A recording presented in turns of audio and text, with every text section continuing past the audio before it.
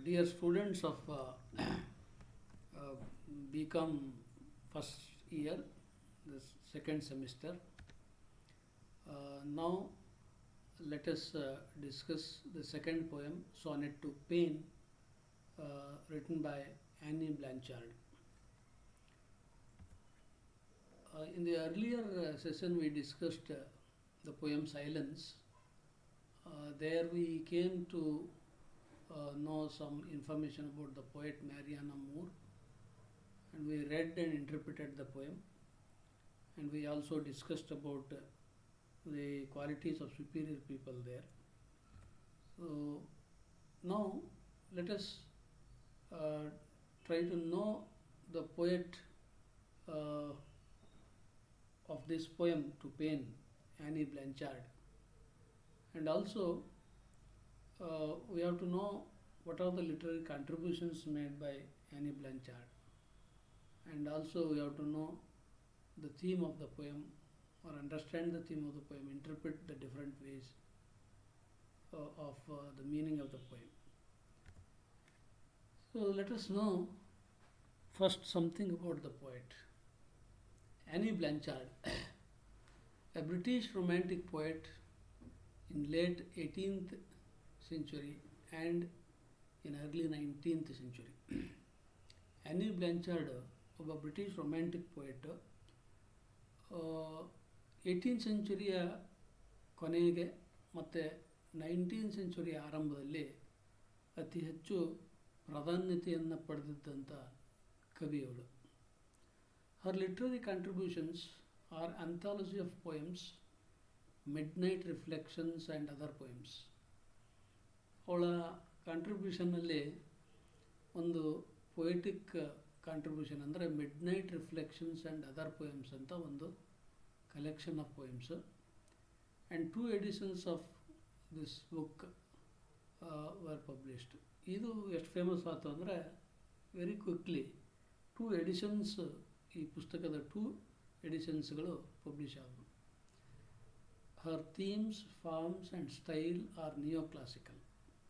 ಅವಳ ಥೀಮ್ಸ್ಗಳು ಮತ್ತು ಅವಳ ಪ್ರಕಾರಗಳು, ಅವಳು ಬರೆದಂಥ ಫಾರ್ಮ್ ಆಫ್ ಲಿಟ್ರೇಚರ್ ಮತ್ತು ಅವಳ ಶೈಲಿ, ಇದು ಒಂದು ನಿಯೋ ಕ್ಲಾಸಿಕಲ್ ಶೈಲಿಯಾಗಿತ್ತು. ನಿಯೋ ಕ್ಲಾಸಿಕಲ್ ಫಾರ್ಮ್ಸ್ಗಳಲ್ಲಿ ಅವಳು ಬರೆದಳು. ಥೀಮ್ಸ್ಗಳು ಕೂಡ ನಿಯೋ ಕ್ಲಾಸಿಕಲ್ ಆಗಿದ್ವು. So now let me give you an introduction to the poem. The poem is written in first person. Means here the poem has the first person pronoun, that the speaker speaks with subjective narration. So she becomes the part and parcel of the poem. She speaks with first person pronoun. And her experience with pain are spoken. So from the beginning to the end of this poem, she speaks of her experience with pain and then state of being deeply affected and suffered greatly. How she was deeply affected by the pain and how she suffered a lot, suffered greatly from pain. And prolonged pain brings patience and strength. And also she tells us how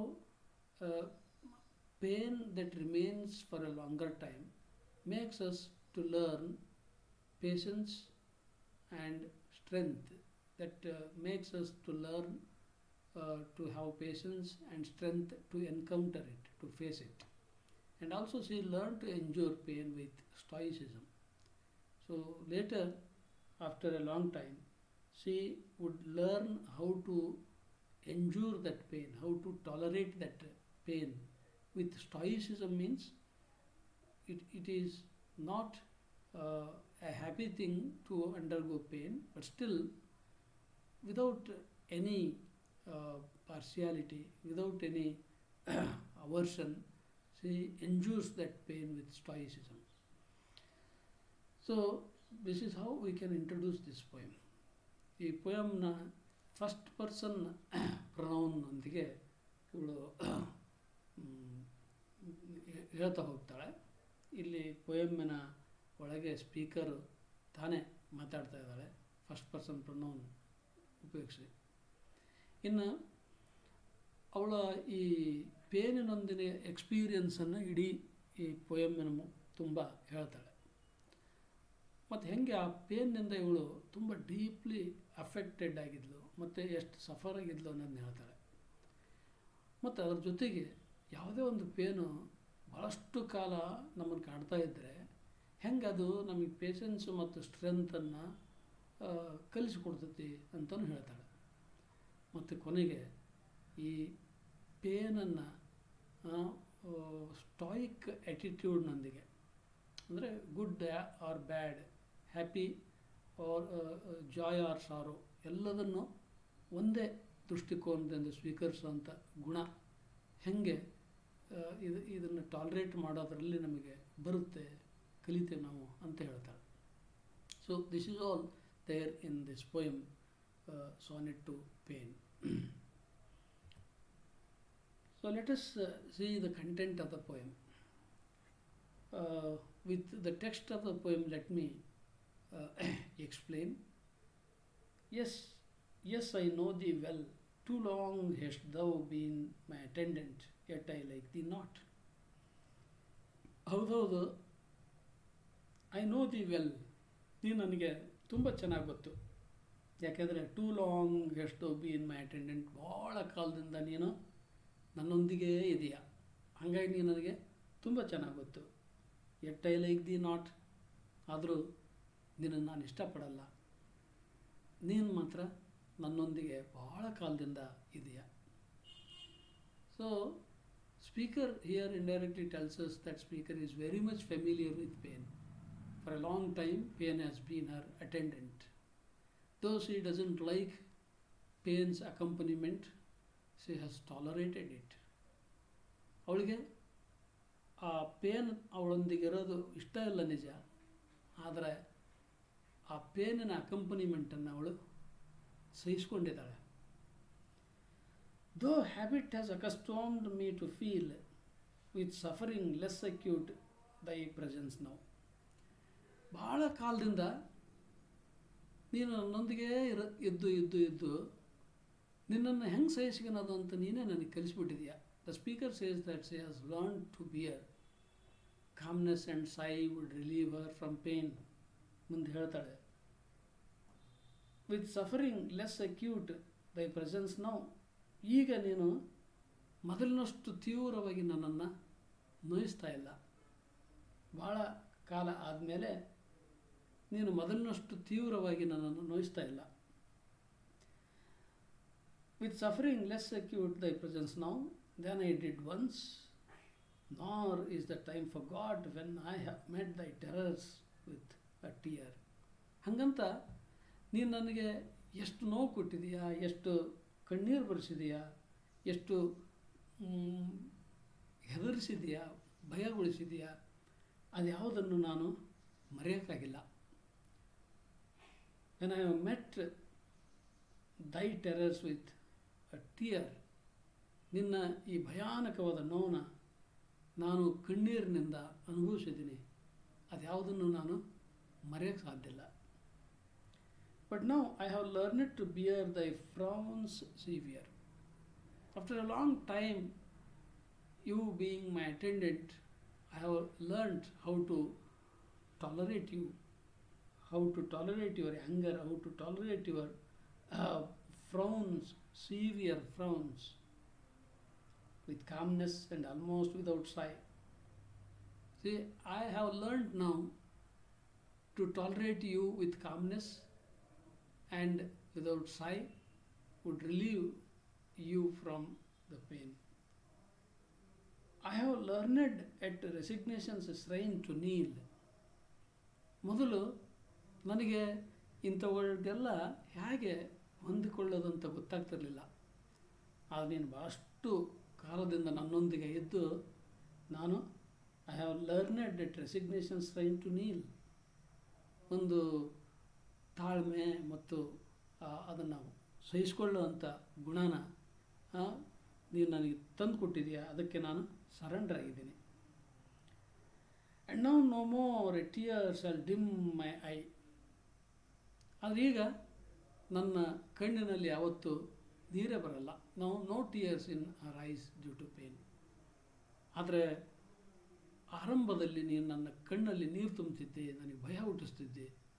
ಆದ್ರೆ ಭಾಳ ಕಾಲದಿಂದ ನೀನು ನನ್ನ ಜೊತೆಗೇ ಇದ್ದಿದ್ದರಿಂದ ನಾನು ಕಲಿತೆ ನಿನ್ನನ್ನು ಸಹಿಸ್ಕೊಳ್ಳೋದು ಹೆಂಗೆ ಅಂತ. ಹಾಗಾಗಿ ಈಗ ನನ್ನ ಕಣ್ಣಲ್ಲಿ ನೀರು ಬರಲ್ಲ. But I will patiently await the hour that will ever long bid every sorrow cease. ಆದರೆ I do have hope that once there will be no pain in my life, such an hour will come in future. ಆದರೆ ಒಂದು hope ನನಗಿದೆ, ಏನಂದ್ರೆ ನನ್ನ ಭವಿಷ್ಯತ್ತಿನಲ್ಲಿ ದಿನವೊಂದು ಬರುತ್ತೆ, ಅವತ್ತು painless ಆದ ದಿನ ನಾನು ಕಳೀತೀನಿ. ನೀನು ಅವತ್ತು ನನ್ನೊಂದಿಗೆ ಇಲ್ಲದಂಥ ದಿನ ಒಂದು ಬರುತ್ತೆ, ನಿನ್ನನ್ನು ಸ್ಟಾಪ್ ಮಾಡುವಂಥ, ನಿನ್ನಿಂದಾಗುವ ನೋವು, ದುಃಖ, ಸಂಕಷ್ಟವನ್ನು ನಿಲ್ಲಿಸುವಂಥ ದಿನ, ಒಂದು ಸಮಯ ಒಂದು ಬಂದೇ ಬರುತ್ತೆ ಅಂತ ನಾನು ಕಾಯ್ತಾನೇ ಇದ್ದೀನಿ. Soon the cold hand of death will bring me peace. At least ನನ್ನ ಜೀವಿತದ ಕೊನೆಯ ದಿನ, time is the best medicine to cease sorrow. Cold hand of death will bring peace. ಆ ದಿನ ಅನ್ನೋದು ಅಟ್ಲೀಸ್ಟು ನನಗೆ ಬರೋ ಸಾವಿನಿಂದ ಆದರೂ ಬರುತ್ತೆ. ನನ್ನ ಸಾವು ಬಂದಾಗಾದರೂ ನೀನು ಇಲ್ದಂಗೆ ಆಗ್ತೀಯ. ನೀನಿಲ್ಲದ ಆ ಗಳಿಗೆ, ನೀನಿಲ್ಲದ ಆ ಸಮಯ, ನೀನಿಲ್ಲದ ಆ ದಿನ ಬರುತ್ತೆ. Death will end all suffering from pain. ಈ ಎಲ್ಲ ಪೇನ್ನಿಂದ ನನ್ನನ್ನು ಬಿಡುಗಡೆ ಮಾಡೋಕ್ಕೆ ಸಾವಾದರೂ ಬರುತ್ತೆ ಅಂತ ನಾನು ವೇಟ್ ಮಾಡ್ತಾ ಇರ್ತೀನಿ. ಆ್ಯಂಡ್ ಫ್ರೀ ಮೀ ಫ್ರಮ್ ದೈ ಫೈರ್ಸ್ ಟಿರನಿಕ್ ಪವರ್. ನಿನ್ನ ಈ ಭಯಾನಕವಾದಂಥ ದೈ ಫೈರ್ಸ್ ಮತ್ತು ನಿನ್ನ ಈ ಯಾರು ತಡೆಯೋಕ್ಕಾಗದಂಥ ಒಂದು ನಿರಂಕುಶವಾದ ಪವರ್ ಐತಲ್ಲ, ಇದು ನನಗೆ ನೋವು ಕೊಡ್ತಾನೇ ಬಂತಲ್ಲ, ಈ ನೋವಿಗೆ ಒಂದು ಇತಿಶ್ರೀಯನ್ನು ಹಾಡುವುದಕ್ಕೆ ಸಾವಾದರೂ ಬರುತ್ತದೆ ಎಂದು ನಾನು ವೇಟ್ ಮಾಡ್ತಾ ಇರ್ತೀನಿ ಅಂತ. So this is what she discusses in this poem from the first line to the last line. Let us conclude this poem. Pain will be more fearful in the beginning. See, throughout the poem we could understand. In the beginning, whenever and whatever pain occurs to us, that seems to be severe, more acute. When it becomes habitual, it becomes less painful. If it prolongs in our life, that pain will become less painful.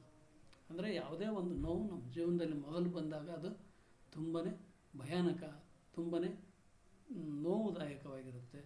ಆದರೆ ಅದು continue ಆದರೆ, habitual ಆದರೆ, ಅದರ pain ತುಂಬ ಎಂಡ್ಯೂರಬಲ್ ಮತ್ತು ಕಡಿಮೆ ಆಗುತ್ತೆ. Pain makes us tear out in the beginning. ಆರಂಭದಲ್ಲಿ ಪೇನು ನಮ್ಮನ್ನು ಕಣ್ಣೀರು ಹಾಕಿಸುತ್ತೆ. Then it entails us to learn to have patience and strength to tolerate it. ಆಮೇಲೆ ಇದೇ ಪೇನು ಇದನ್ನು ಸಹಿಸಿಕೊಳ್ಳುವಂಥ ಒಂದು ತಾಳ್ಮೆ, ಸಹಿಸಿಕೊಳ್ಳುವಂಥ ಶಕ್ತಿಯನ್ನು ನಮಗೆ ಕಲಿಸಿಕೊಡುತ್ತೆ. But lastly she prepares herself to accept pain till the death occurs. ಕೊನೆಯ ಗಳಿಗೆಯಲ್ಲಿ ಅವಳು ಹೇಳ್ತಾಳೆ, ನನಗೆ ಮುಂದೊಂದು ದಿನ ನೀನಿಲ್ಲದ ಸಮಯ ನನಗಾಗಿ ಬರುತ್ತೆ, ಆ ಸಮಯವನ್ನು ನನ್ನ ಸಾವಾದರೂ ನನಗೆ ತರುತ್ತೆ ಅಂತ ಹೇಳ್ತಾ ಈ ಪೋಯಮನ್ನು ಎಂಡ್ ಮಾಡ್ತಾಳೆ. So let us end it. Thank you.